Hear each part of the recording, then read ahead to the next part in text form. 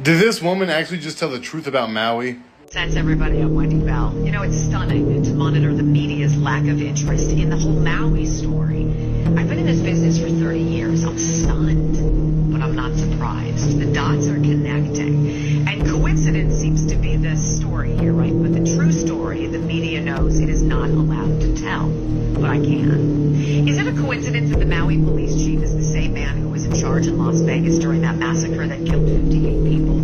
Is it a coincidence that the Maui property, owned by million and billionaires, wasn't touched by the flames while homes of the locals all burned? Was it a coincidence that the flames traveled across hundreds of feet of pavement and crossed a 4-lane highway with emergency shoulders to jump into the ocean and then burn all the boats?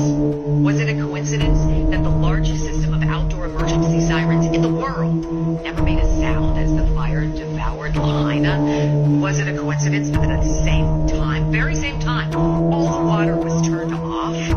Was it a coincidence that police were ordered to block off streets and funnel all the cars trying to escape onto one road where that firestorm incinerated entire families? How about the coincidence that the governor of Hawaii, Josh Green, just weeks before that inferno, signed a pledge to the UN's 2030 Agenda of Sustainable Development, pledging to eliminate emissions? Weird. And think about this coincidence. That governor also signed an emergency proclamation on July 17th, 3 weeks before the fire, about housing of all things, and suspended 7 state statutes protecting historic preservation laws, removing all of the red tape when it comes to building infrastructure. Coincidentally, that emergency proclamation also suspends previous building laws and gives the governor some magic wand power to appoint a housing czar to rule on the island's redevelopment.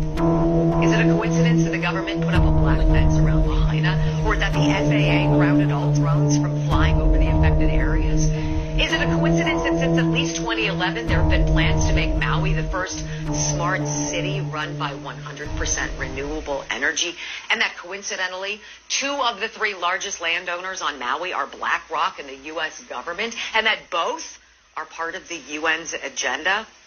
It must be a coincidence then that the locals whose homes did not burn are now being evicted from their property. And of course, a total coincidence that all the fact checkers who are checking these facts, who say everything I just told you is just a coincidence, are also owned and run by BlackRock.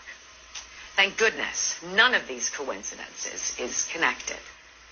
I'm Wendy Bell. I'll see you next time for more Common Sense. By the way, this video is scripted and for entertainment purposes only.